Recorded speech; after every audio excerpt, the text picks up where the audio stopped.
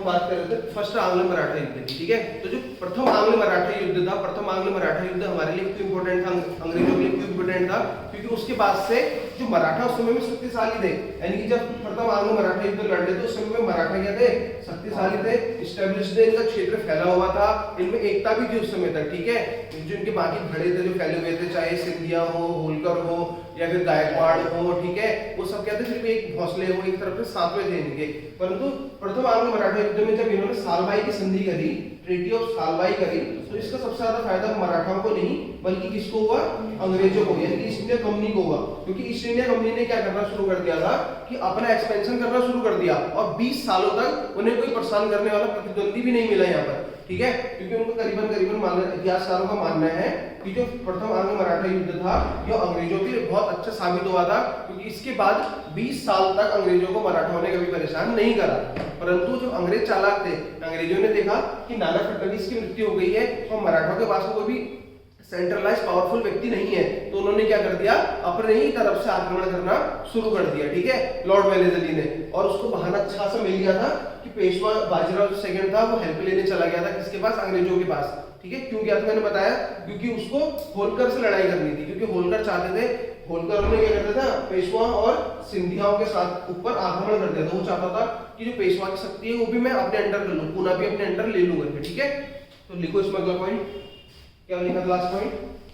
1800 में नाना फडणवीस की मृत्यु के बाद, 1800 में नाना फडणवीस की मृत्यु के बाद अंग्रेजों ने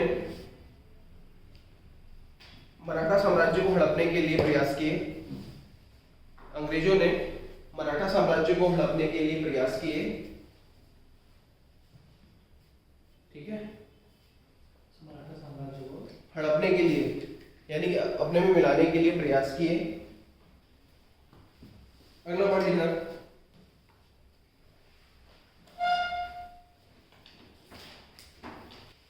पेशवा ने दौलत राव सिंधिया, पेशवा ने, इस सिंधियाओं का हेड था, ठीक है, कौन, दौलत राव सिंधिया। पेशवा ने दौलत राव सिंधिया का समर्थन किया, यहां पर तो दिख रहा है बोर्ड में, यस सर,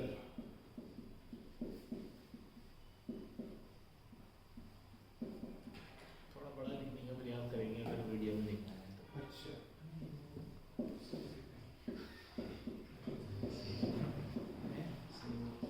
दौलत राव सिंधिया, ठीक है, हाँ सर, गुड, ऐसे फीडबैक है।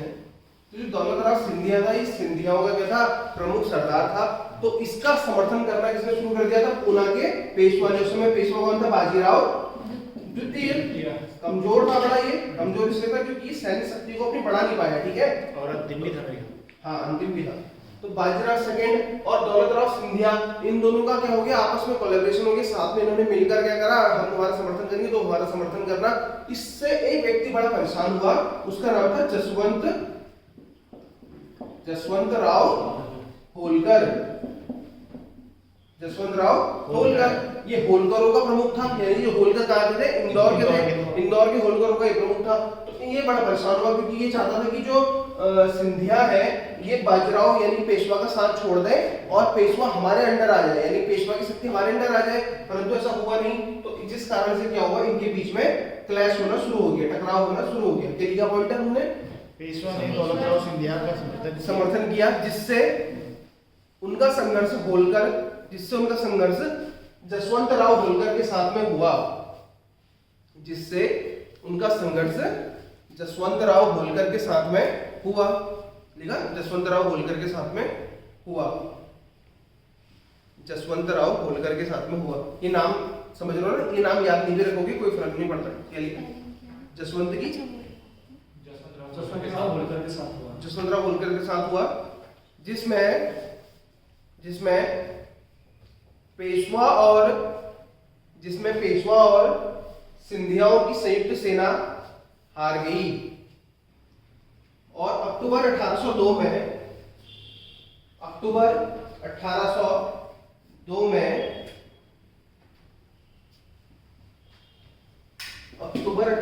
में पूना की लड़ाई में इन्वर्टेड कॉमा में लिखना, अक्टूबर 1802 में पूना की लड़ाई में बाजीराव द्वितीय को होलकर ने हरा दिया। 1802 में पूना की लड़ाई में, यानी पूना में वो लड़ाई हुई थी इनके बीच में, होलकरों के बीच में, ठीक है, हरा दिया। यानी कि 1802 में क्या हुआ, जो पूना में पेशवा था, पेशवा कौन था, बाजीराव सेकंड। तो जो बाजीराव सेकंड था इसको हरा दिया, किसने हरा दिया, होलकरों ने। होलकर का सरदार कौन था उसमें, जसवंत राव होलकर। तो होलकरों ने इनको हरा दिया। तो इससे क्या हुआ, बड़ा परेशान हुआ बाजीराव द्वितीय। बाजीराव द्वितीय ने कहा यार ये पूना की लड़ाई थी, यानी कि पूना में हुई थी, इसलिए इसे पूना की लड़ाई है, पूना का युद्ध कहते हैं, ठीक है, क्योंकि वो भी किसके लिए दी थी, पूना में अपना अधिकार जमाने के लिए। पूना उस टाइम पेशवाओं का प्रमुख हेड था, हेडक्वार्टर था, ठीक है। तो बाजीराव द्वितीय को हरा दिया होलकरों ने, होलकर इसमें जीत गए। तो बाजीराव द्वितीय इससे बड़ा परेशान हुआ, तो अब इसने कहा मैं किससे सहायता लूं। तो ये सहायता लेने के लिए जाता है किसके पास में, ईस्ट इंडिया कंपनी के पास में, ठीक है। यानी कि इनकी जो ब्रिटिश बॉम्बे प्रेसिडेंसी थी, ठीक है, यहाँ पर हमारा मुंबई है ना, यहीं पे बॉम्बे प्रेसिडेंसी है। तो बॉम्बे प्रेसिडेंसी में जाता है और वहां पर हेल्प लेता है अंग्रेजों से।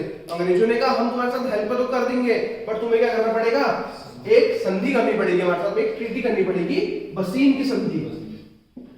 बसीन मुंबई में एक द्वीप है, ठीक है, बसीन की संधि। अंग्रेजों ने कहा तुम्हें हमारे साथ में करनी पड़ेगी ट्रीटी ऑफ बसीन, यानी बसीन की संधि करनी पड़ेगी। तो अंग्रेजों की संधि के लिए पेशवा मान गया। इस संधि में क्या था, एक प्रकार की सहायक संधि ही थी ये, ठीक है। क्यों, अंग्रेजों ने बोला हमें तुम कर दोगे, हमें तुम अपना थोड़ा सा इलाका दोगे और हमारी एक रेजिमेंट, हमारी सेना को अपने पूना में रखोगे करके, ठीक है। तो लिखो अगला पॉइंट। इसके बाद पेशवा में बोल रहा हूं तो आप बाजीराव द्वितीय समझ लेना, ठीक है। इसके बाद पेशवा अंग्रेजों से मदद लेने के लिए गया। इसके बाद पेशवा अंग्रेजों से मदद लेने के लिए गया।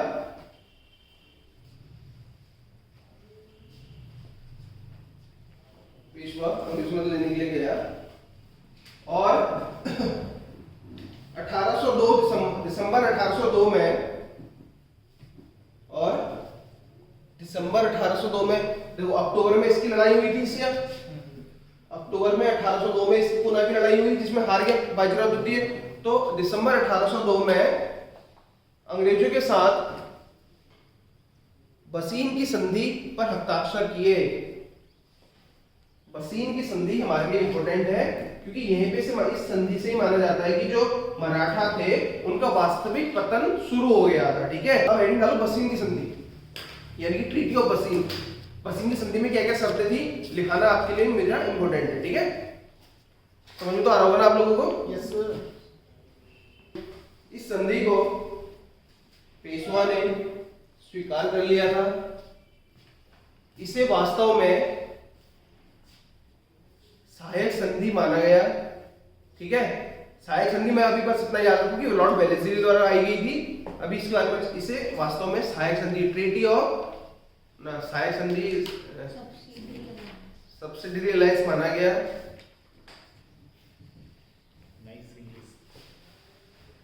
ठीक है, इसे सहायक संधि माना गया। इसकी कुछ प्रमुख शर्तें थी जैसे कि इसकी कुछ प्रमुख शर्तें थी जैसे कि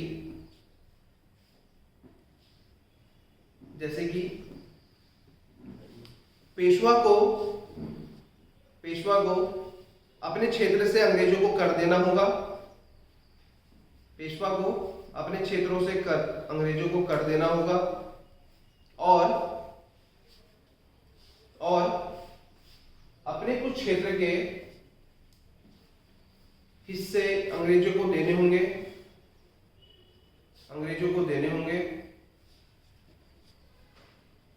तथा एक ब्रिटिश सैन्य टुकड़ी यानी कि एक ब्रिटिश रेजिमेंट, एक ब्रिटिश सैन्य टुकड़ी पूना में रखनी होगी जिसका व्यय यानी कि जिसका एक्सपेंडिचर पेशवा को उठाना होगा। लिखा, अगला पॉइंट लिखो। इस संधि से अन्य मराठा सरदार असंतोष में आ गए। भोसले और सिंधिया की संयुक्त सेना ने कंपनी के साथ यानी ईस्ट इंडिया कंपनी के साथ युद्ध लड़ा, जिसमें कंपनी की विजय हुई, जिसमें कंपनी की विजय हुई, देखा, जिसमें कंपनी की विजय हुई। अंग्रेजों ने भोसले और सिंधिया के साथ में भी सहायक संधि कर ली। भोसले और सिंधिया के साथ में भी सहायक संधि कर ली। लिखा?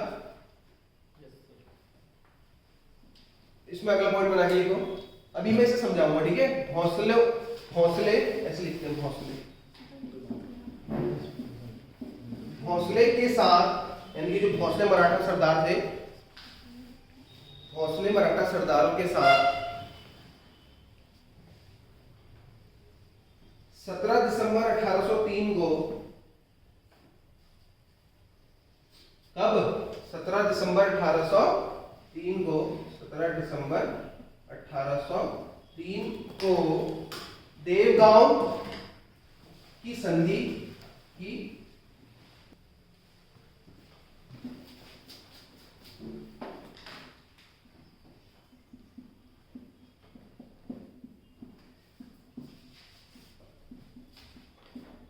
देवगांव की संधि करी। और सिंधिया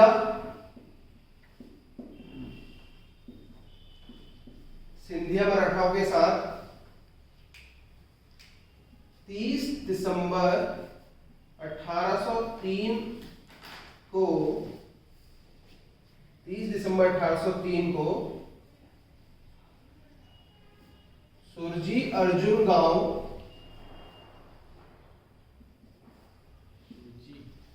आगे लिखा है सुरजी अर्जुन गांव की संधि की।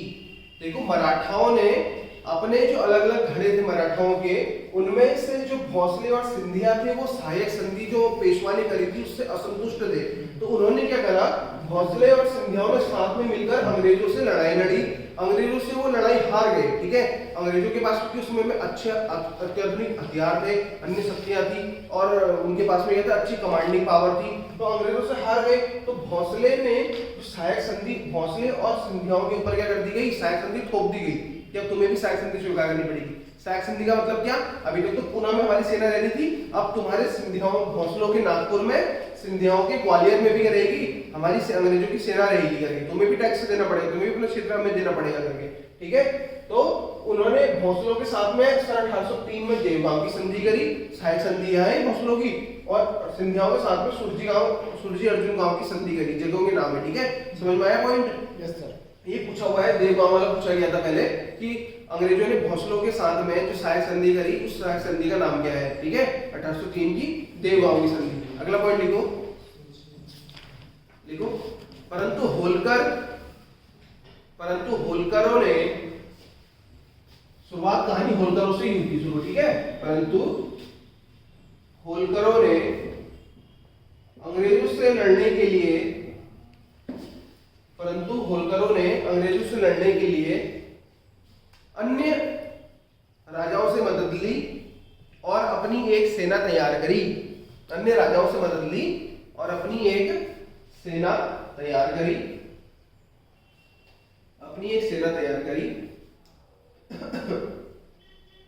और जसवंतराव होलकर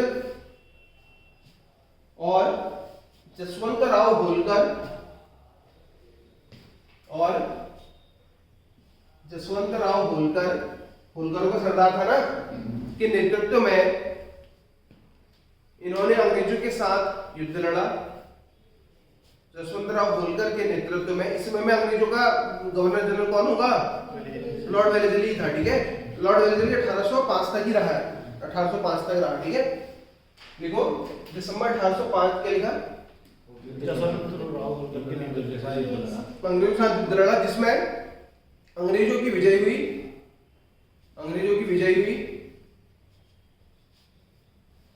अंग्रेजों की विजय हुई और होलकरों के साथ दिसंबर 1805 में, होलकरों के साथ दिसंबर 1805 में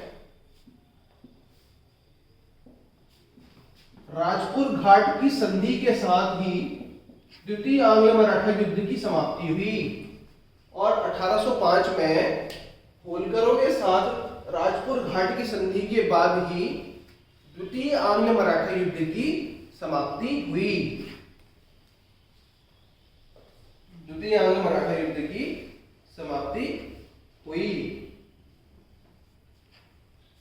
देखा, द्वितीय आंग्ल मराठा युद्ध की समाप्ति हुई। देखिए, देखो द्वितीय आंग्ल मराठा युद्ध आप लोगों को समझ में आया कि जो हमने सेकेंड एंग्लो मराठा वॉर पढ़ा उसमें क्या था।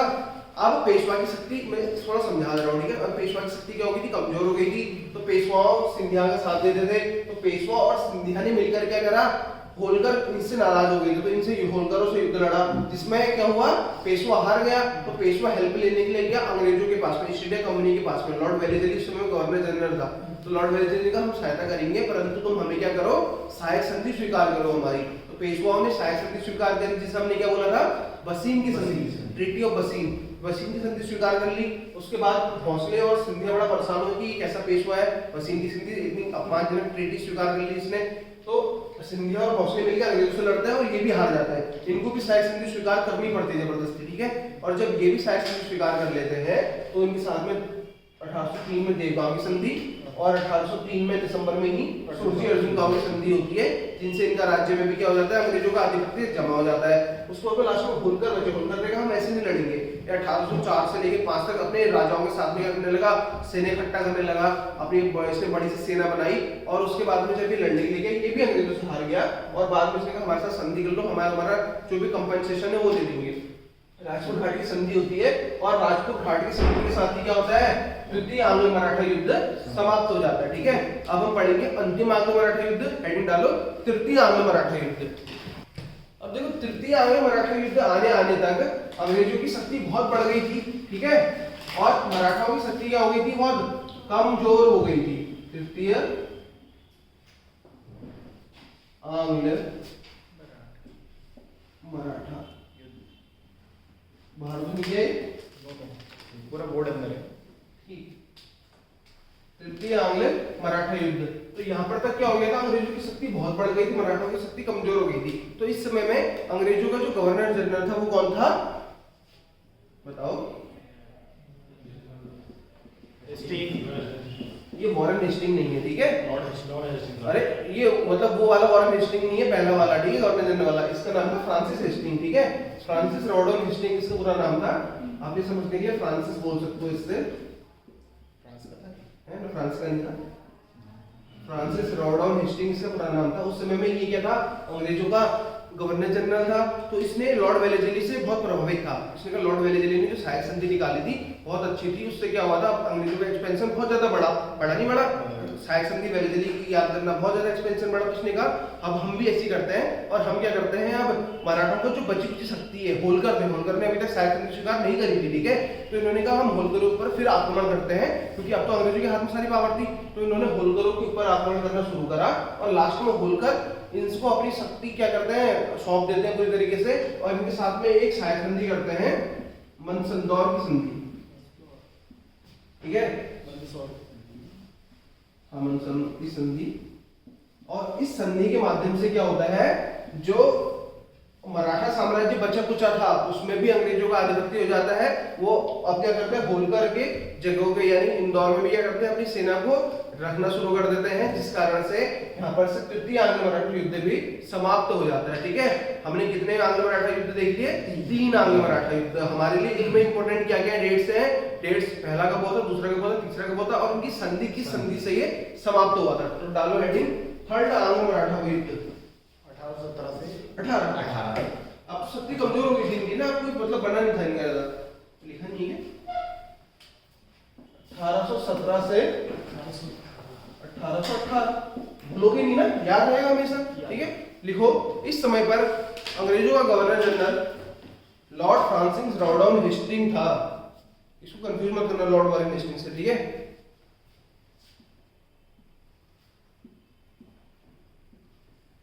लॉर्ड फ्रांसिस हेस्टिंग लिख लो, मतलब तुम्हें नाम अलग पता चल जाएगा करके। हेस्टिंग था, इसने वेलेस्ली की आक्रामक नीति को पुनः प्रारंभ किया और भारत में ईस्ट इंडिया कंपनी की शक्ति को बढ़ाने का प्रयास किया।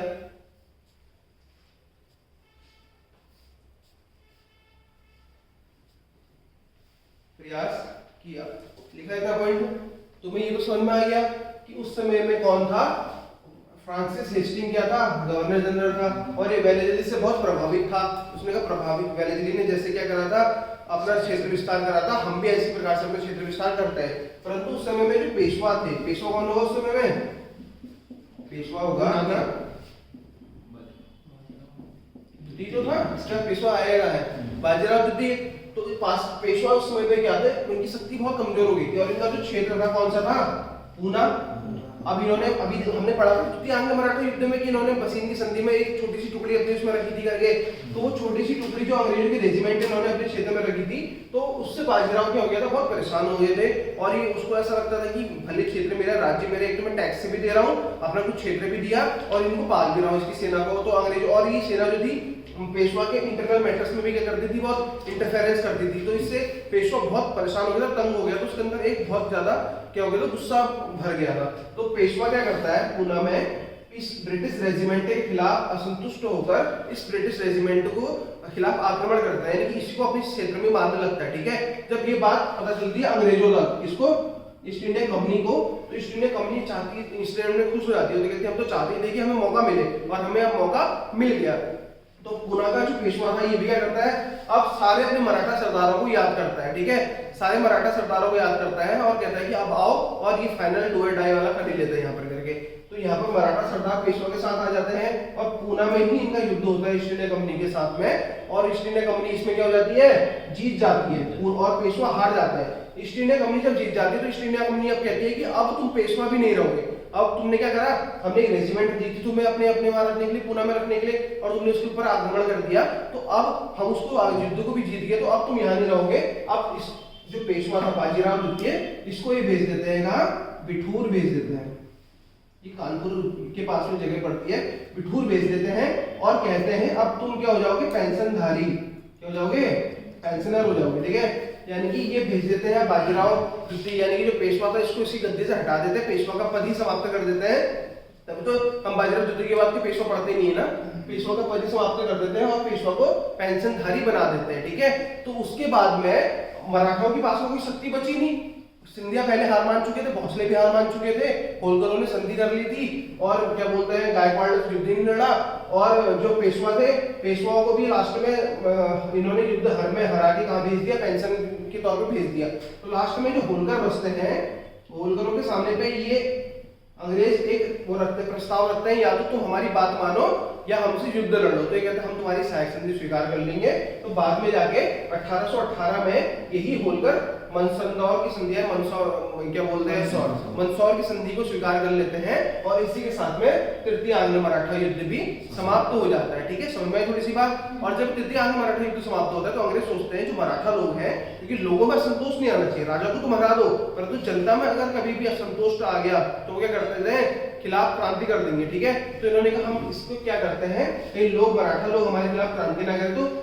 सतारा ही जगह पड़ती है महाराष्ट्र में। ठीक है, तो सतारा ही जगह पड़ती है महाराष्ट्र में, वहां पर क्या कर देते हैं, ये मराठाओं को सतारा तक सीमित कर देते हैं कि तुम यहाँ पर तक अपना राज चौकना है, इंटरनल मैटर यहाँ तक चलाओ, पूना में अब तुम ज्यादा इंटरफेरेंस नहीं करोगे। ठीक है, लिखो क्या लिखा क्लास पॉइंट। जब पेशवा अंग्रेजों से परेशान होकर सभी मराठाओं को एकत्रित करता है, अंग्रेजों से परेशान होकर मराठाओं को एकत्रित करता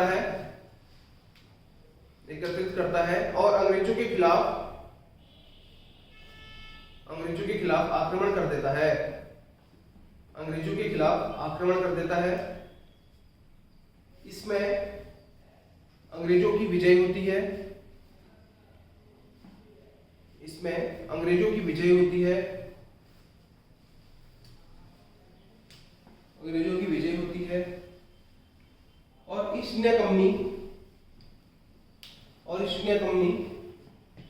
पेशवा को उसके पद से हटाकर कानपुर के पास पेंशन देकर भेज देते हैं। कानपुर के पास पेंशन देकर भेज देते हैं। देखा, कानपुर के पास पेंशन देकर भेज देते हैं। अगली लाइन से लिखना। और मराठा दल होलकरों के साथ में 1818 में मराठा दल होलकर के साथ में 1818 में मंदसौर की संधि, ये ट्रीटी ऑफ मंदसौर की संधि 1818 में 1818 में मंदसौर की संधि कर लेते हैं।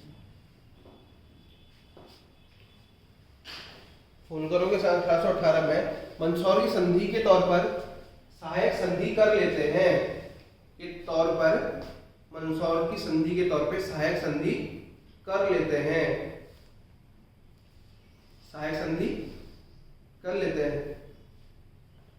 सब्सिडरी अलायंसेस कर लेते हैं। अगला पॉइंट लिखना। और मराठाओं को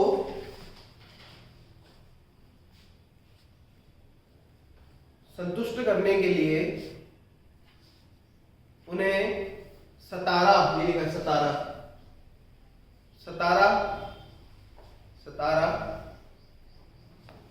तक सीमित कर देते हैं। यानी कि मराठाओं की अब शक्ति कहां तक रह गई? बस जिन्होंने इस समय में अफगानिस्तान से लेकर के दक्षिण तक क्या कर दिया था, अपना राज्य फैला लिया था मराठाओं ने। छत्रपति शिवाजी, संभाजी, साहूजी के समय में, पेशवाओं के समय में भी, बाजीराव के समय में भी। अब वो कहां तक सीमित हो गए? बस सतारा तक। वो भी अंग्रेजों के प्रसाद प्रयत्न, ठीक है। और जो पेशवा था वो तो पद ही समाप्त कर दिया, पेशवा को भेज दिया पेंशन देकर, ठीक है। तो अब यहाँ रहे और तेरे को अब क्या देंगे, हम पेंशन देंगे, तो अब पेशवा नहीं रहा, ठीक है। यहाँ पर हमारा तृतीय आंग्ल मराठा युद्ध समाप्त होता है, ठीक है। मराठाओं के जो धड़े थे, उन धड़ों के बारे में तुम्हें थोड़ा सा पता होना चाहिए, ठीक है। क्योंकि मैंने तुम्हें बताया था ना, सब बात में बढ़ गए थे। जो मराठाओं के धड़े थे सब बात में बढ़ गए थे। जैसे कई बच्चों को इस बारे में नहीं पता होता है ना। तो जैसे जो इंदौर के थे वो कौन थे? होलकर थे, ठीक है। होता है ना, जब एक पिताजी के बच्चे जब अलग अलग पढ़ते हैं तो अपना अलग वंश से शुरू कर देते हैं। तो इंदौर के होलकर हो गए, बड़ौदा के गायकवाड़ हो गए, नागपुर के कौन हो गए? नागपुर में भोसले हो गए, ठीक है। और वैसे ही सिंधिया कहाँ के थे? ग्वालियर के थे। तो ये सब अलग अलग अपने क्षेत्रों में बढ़ गए। उसके बाद में अब हम थोड़ा सा हेडिंग डालो सहायक संधि, सब्सिडरी अलायंसेस।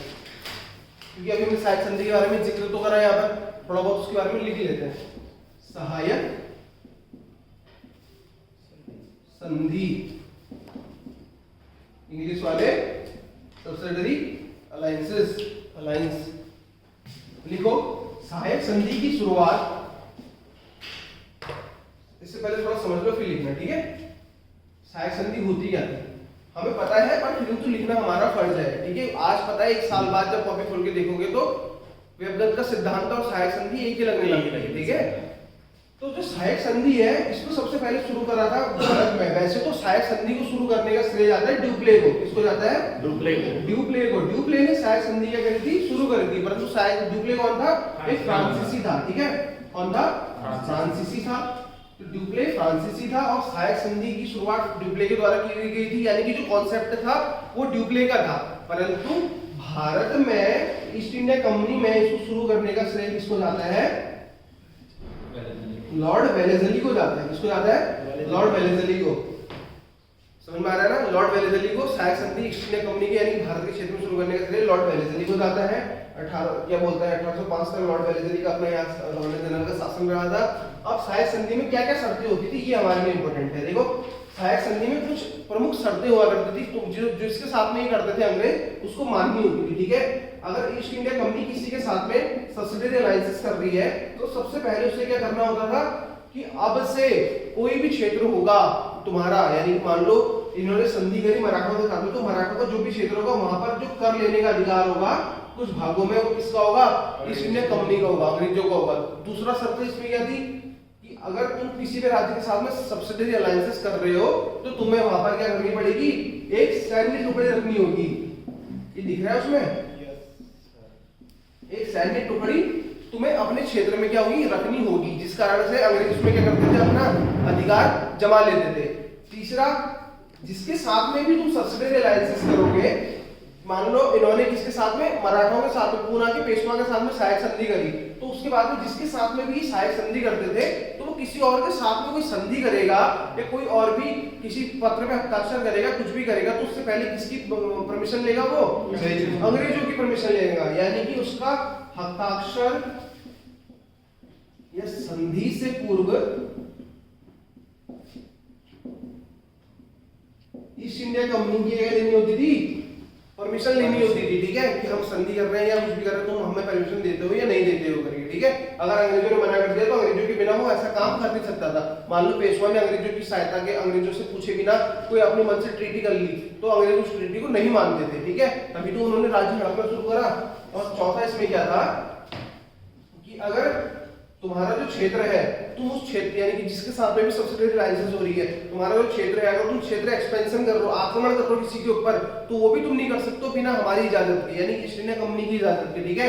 यानी कि उन्हें आक्रमण करने का अधिकार भी नहीं होता था, किसी के ऊपर आक्रमण करने का अधिकार भी नहीं होता था, ठीक है। ये कुछ मेन पॉइंट्स थे। और देखेंगे, आपको सब्सिडियरी अलायंसेस के बारे में इतना जानना है कि अंग्रेजों ने अपने एक्सपेंशन के लिए, अपने क्षेत्र विस्तार के सब्सिडियरी अलायंसेस को अपनाया था। शुरुआत इसकी डुप्ले करता है जो फ्रांसीसी गवर्नर था, परंतु ईस्ट इंडिया कंपनी में लॉर्ड वेलेस्ली द्वारा इसको लाया गया था। आपसे पूछा जाएगा तो वेलेस्ली ऑप्शन में होगा, वेलेस्ली करना है इसका, ठीक है। ये इसकी कुछ प्रमुख क्या थे, पॉइंट्स थे। अब हेडिंग कर लो सहायक संधि, और इसमें लिखो इसकी शुरुआत, क्या लिखा, इसकी शुरुआत ड्यूप्ले ने, फ्रांसीसी गवर्नर ड्यूप्ले ने, इसकी शुरुआत फ्रांसीसी गवर्नर ड्यूप्ले ने की, लिखा इसकी शुरुआत फ्रांसीसी गवर्नर ड्यूप्ले ने करी, परंतु भारत में लॉर्ड वेलेस्ली ने, भारत में लॉर्ड वेलेस्ली ने सहायक संधि की शुरुआत करी।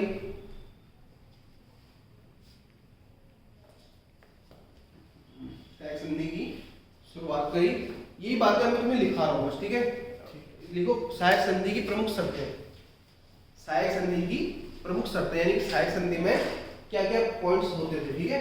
लिखो सहायक संधि स्वीकार करने वाले राज्य अपने क्षेत्र में एक ब्रिटिश टुकड़ी, एक ब्रिटिश सैन्य टुकड़ी रखते थे। ये वाली बात जो नहीं बताई थी, एक ब्रिटिश सैन्य टुकड़ी रखते थे जिसका व्यय, यानी कि जिसका खर्चा, चाहे उसका रहने का खर्चा, उनके खाने का, एक सेना को मेंटेन करने में बहुत खर्चा लगता है ना, उस सब खर्चे को कौन उठाएगा, जो भी सहायक संधि को स्वीकार कर रहा है, ठीक है।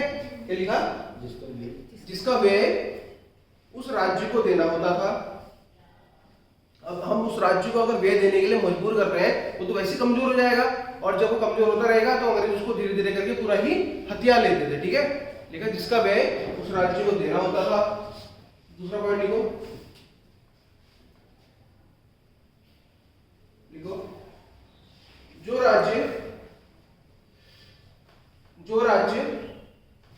सैन्य टुकड़ी के लिए व्यय, यानी व्यय मतलब समझ लो ना, खर्चा, सैन्य टुकड़ी के लिए खर्चा नहीं दे पाते थे, उनसे उनके राज्य का एक टुकड़ा ले लिया जाता था।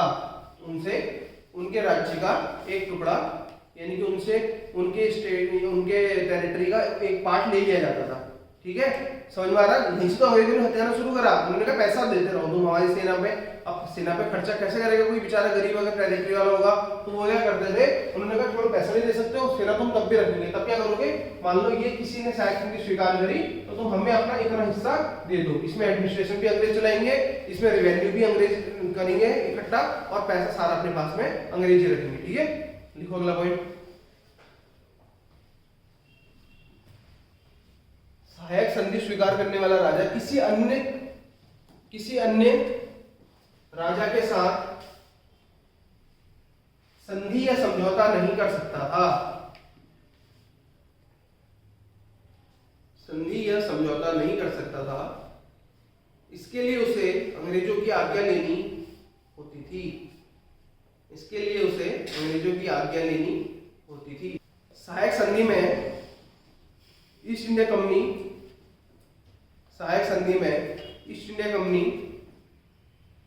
उस क्षेत्र को बाह्य आक्रमण से बचाने के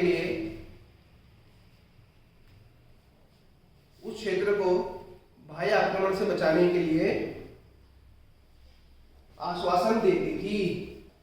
उस क्षेत्र को आश्वासन देती थी, यानी कि बाहर से, मान लो हैदराबाद ने सहायक संधि स्वीकार करी अंग्रेजों की, तो बाहर से कोई भी आक्रमण हो रहा है तो उस आक्रमण को लड़ने के लिए पहले कौन आएंगे? अंग्रेज आएंगे। ये वादा करा था उन्होंने सहायक संधि में, ठीक है, परंतु खुद ही अंग्रेजी लड़ जाते थे पहले उसी राज्य से। लिखा अगला पॉइंट लिखो। इस संधि करने वाले राज्य को, राज्य बोल रहा हूं आपको समझ आना, जो भी टेरिटरी वाला होगा उसमें भी, ठीक है, राजा, इस संधि करने वाले राज्य को ईस्ट इंडिया कंपनी को सर्वोच्च शक्ति के तौर पे स्वीकार करना होता था। यानी कि जो भी सब्सिडियरी अलायंसेस कर रहा है उसे ईस्ट इंडिया कंपनी को सुप्रीम पावर के तौर पे क्या करना पड़ेगा? स्वीकार करना पड़ेगा। यानी कि तुम राज तो करो, परंतु तुम ऊपर भी कौन बैठी है? ईस्ट इंडिया कंपनी बैठी है, ठीक है। लिखा अगला पॉइंट लिखो। इस संधि में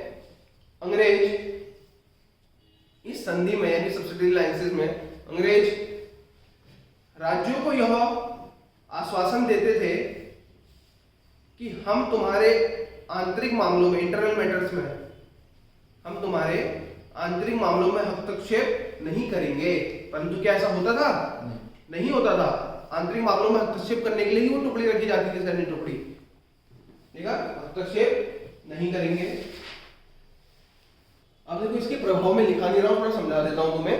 देखो जब अंग्रेजों ने इतनी सारी शर्तें थोपी, किसके बदले? सिर्फ अब तुम्हारी टेरिटरी की हम रक्षा करेंगे, अंग्रेज तुम्हारी टेरिटरी यानी तुम्हारे जो भी क्षेत्र उसकी रक्षा करेगा, उसके बदले तुम्हें ये सब करना पड़ेगा हमारे लिए। तो बाकी राज्य जो मानते थे नहीं तो जबरदस्ती जिनको मनाता था अंग्रेज युद्ध लड़के, तो उससे क्या होता था? अंग्रेज इन टेरिटरियों की सुरक्षा तो उतनी करते नहीं थे, बल्कि खतरा तो अंग्रेजों से था। और उसको था अंग्रेजी खतरे वाले हैं और अंग्रेजी उसकी रक्षा कर रहे हैं, तो पर वो अंग्रेज धीरे धीरे करने लगे, उनके क्षेत्र को कब्जा करने लग गए। इससे क्या हो गई? जो राजा था, राजा की सेना कमजोर होने लग गई, ठीक है। दूसरा, राजा के जितना भी वेल्थ था, धन था, उस धन को ये करने लगे, सब लूटने लग गए। किस प्रकार से? उन्होंने बोला आज हमारी सेना को इतनी बंदूकें खरीदने के लिए इतनी चीज की आवश्यकता, लाओ पैसा दो, आज इसके पैसा दो। इससे क्या हो गए? राज्य कमजोर होने लग गए, षड्यंत्र होने लगा राज्यों के खिलाफ। पैसा नहीं दे पाते थे तो उनकी लैंड ले लेते थे, ये लोग क्या ले लेते थे? उनकी टेरिटरी को अपने अंडर कर लेते थे, जिस कारण से धीरे धीरे करके क्या होने लगा? अंग्रेजों का जो शासन था वो इन क्षेत्रों में मजबूत होने लगा। अंग्रेजों का शासन इन क्षेत्रों में क्या होने लगा? मजबूत होने लगा। और यहाँ से इनकी जो टेरिटरी थी वो अंग्रेजों के अधीन होने लगी। समझ में आई ये बात? अंग्रेजों के अधीन होने लगी यहाँ टेरिटरी। इससे राजा लोग बहुत क्या हो गए? परेशान हो गए, ठीक है, जिस कारण से अंग्रेज अपने काम में सफल हुए। अब इसमें लिखो अगला पॉइंट, नोट बना के लिखना, ठीक है। नोट 1798 और 1800 में अंग्रेजों की सहायक संधि स्वीकार करने वाला प्रथम राज्य हैदराबाद बना। देखो 1798 में सबसे पहले अंग्रेजों ने सहायक संधि थोपी थी हैदराबाद के ऊपर, हैदराबाद में मान ली थी, परंतु बाद में निजाम ने बोला हम नहीं मानते इस बात को, ठीक है। इसलिए 1800 में दोबारा से हैदराबाद के साथ में युद्ध हुआ और हैदराबाद ने 1800 में आखिरकार इस संधि को स्वीकार ही कर लिया, ठीक है। इसलिए पहला हम कभी भी बोलेंगे कि जो सहायक संधि है, सब्सिडियरी अलायंसेस है, इस सब्सिडियरी अलायंसेस को पूछा जाता है क्वेश्चन करने वाला पहला राज्य कौन सा था? तो आप बोलोगे हैदराबाद। कौन सा था? हैदराबाद। कब करी थी? 1798 में, ठीक है, 1798 में, ठीक है। अब लिखो, अब मैं तुम्हें क्या लिखा रहा हूं?